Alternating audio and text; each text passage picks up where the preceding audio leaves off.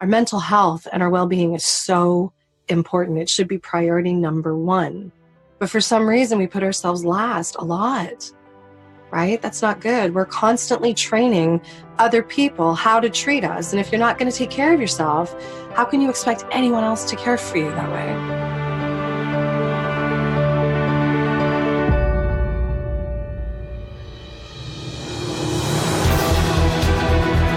Welcome to the Thriving After Divorce podcast, where you learn the secrets to reclaim your life and turn your breakup into your breakthrough. Transformation expert, internationally published author, and online show host Tanya Marie Dubé will help you quickly pick up and move on as you tune into interviews with some pretty cool experts from around the world, showing you how to live your best life after divorce. If you're ready to learn the skills to finally put your divorce behind you for good, dig down really deep, and step into your highest self, then you're in the right place. Here's your host, online educator and mom of two, Tanya Marie Dubé. Hi, everybody. You're listening to the Thriving After Divorce radio podcast, and I'm your host, Tanya Marie Dubé. It's Monday, and we are back. I just want to take a minute to say I am so happy to be here with you. I would love it if you would leave a review and pass this along to all of the people that you know. It's really important to remember that not everyone talks when they need help, and a lot of women don't even know where to start in this process. So please don't be shy. I would love to know what you think, and I would love to see this podcast reach out far and wide. So let's get started. So our topic today is why you need attention and validation and approval.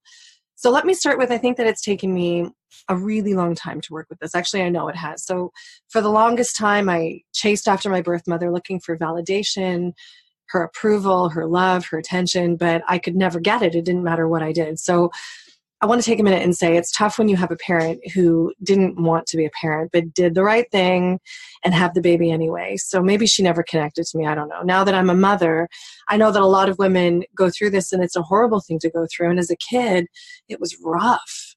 You know, let me tell you, I look back on that, and this is what I think. I had a father that I had never met, and a mother who was always there, but not interested. Well, I can't say she was always there. She was there on weekends when I would see her, but she just wasn't interested in me and wasn't interested in being a mother to me. And I have to say that not knowing my father was way easier on my mind and my self-esteem than having a parent around who wasn't able to give me what I needed and who just didn't show up. Now, that's not to say that this is true for everyone. I have a friend who says her father is a bona fide narcissist, but she's learned to understand what he can give her and what he cannot. You know, a friend said this to me yesterday. If your negligent parent can give you the whole loaf of bread, good, take it. If they can only give you a piece of the loaf, take that and understand that that's all they can give. So we learn to adjust our expectations, which teaches us to live in the moment and not in some fantasy of how life should be, right?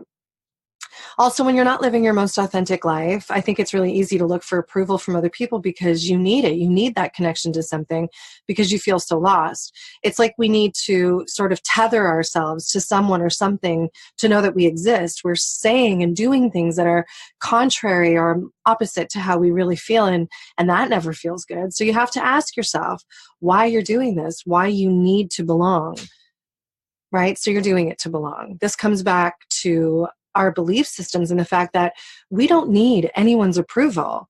And we know that doing anything against how we truly feel is just a bad way to start anything, isn't it?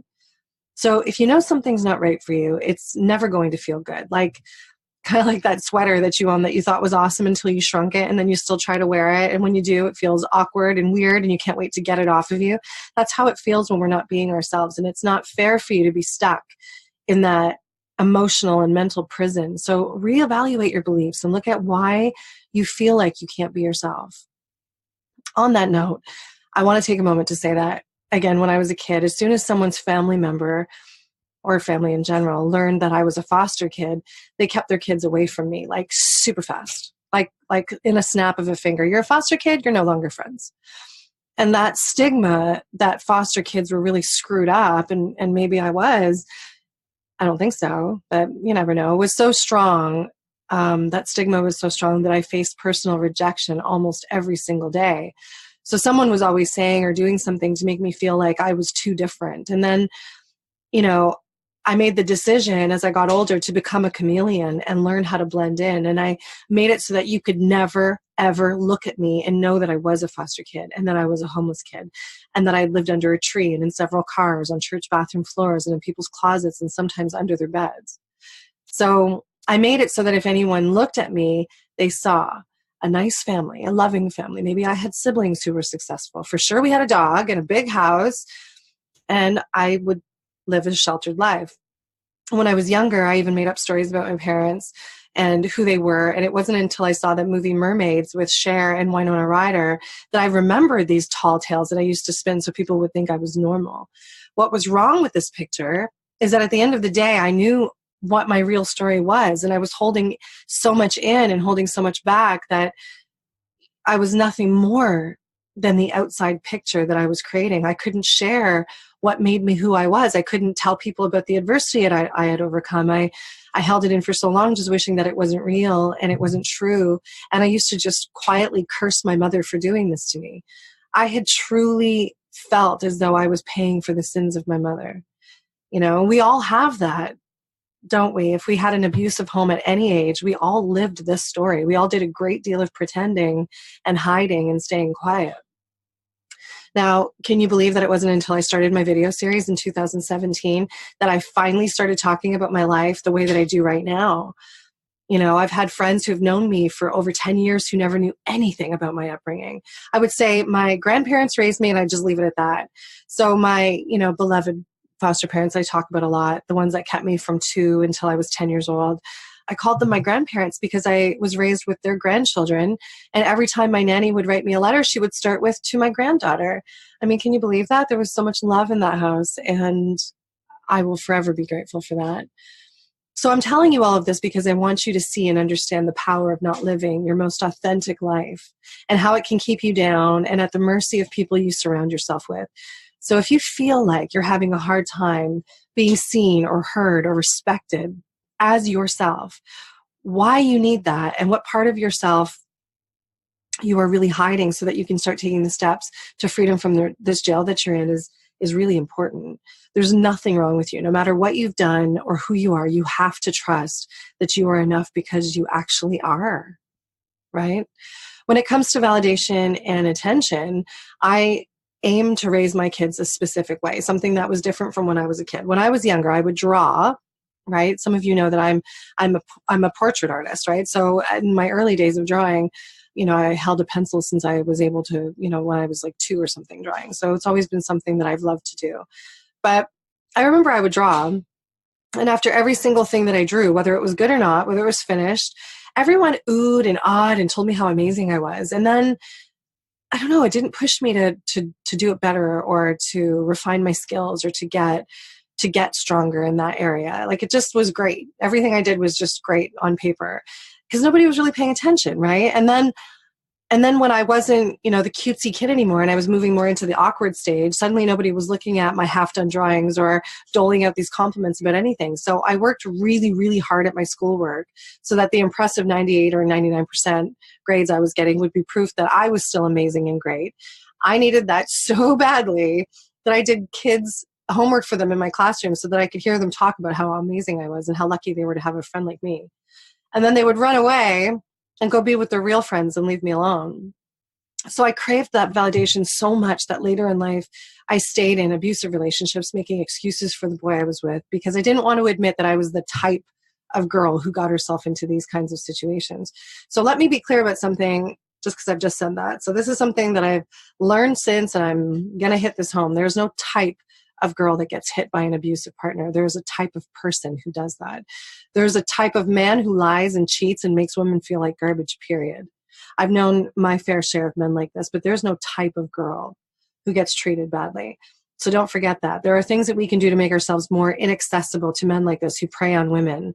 We can really work our personal development muscles and growth and learn how to love ourselves and value our lives to the point where a man like that would not stand a chance with women like us, because when we're strong like this, we know what to work for, right?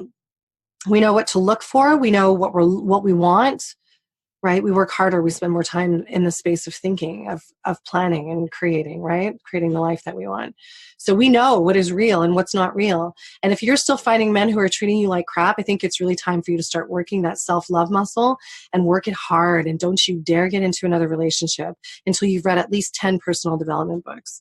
And if you don't even know where to begin, email me. I can give you titles. You can email me at info@tanyadubay.com. If you want to know what they are, I'm more than happy to give them to you. So anyway, I digress. So I teach my kids this. No matter what someone says to you, they can say you're the most beautiful person they've ever seen or the ugliest person they've ever met. Smile and say thank you, because it does not matter what they think.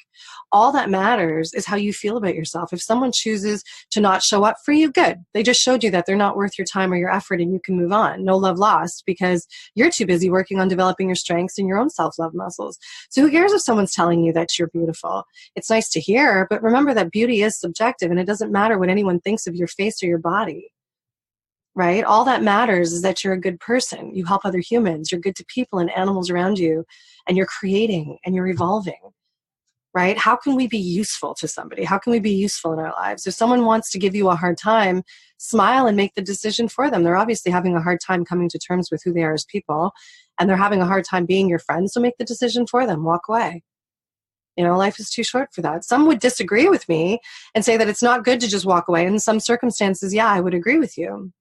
But too often, people take advantage of the we're family thing, or we're married, so you can't leave me thing. And at the end of the day, you're a soul in a body trying to fulfill your potential and your purpose. And just because your partner or your friend or whoever you're making excuses for makes you feel like you can't leave because you have some kind of obligation to them, doesn't mean that in the end that person will stick it out with you. So just think long and hard about who you're making excuses for and why. I think it's safe to say here that we don't have to cut people out of our lives completely. We really don't.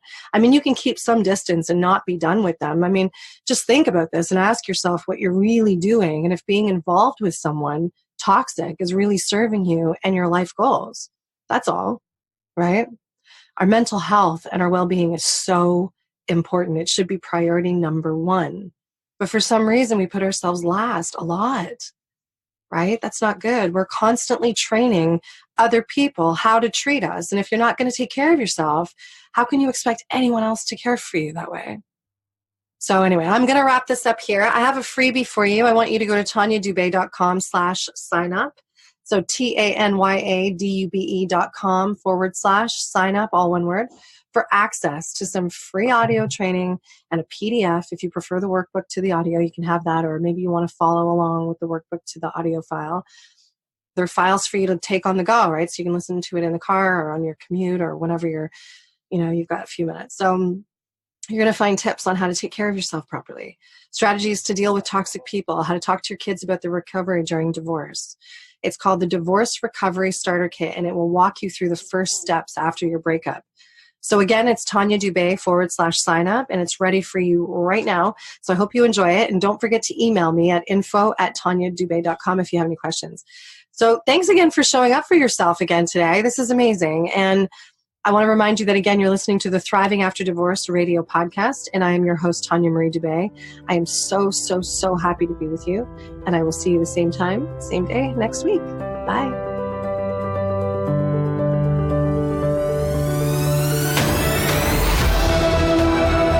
Thank you again so much for joining us on the Thriving After Divorce radio podcast. We're coming to you every Monday morning so that you can start your week with intention and some powerful advice for what you're dealing with.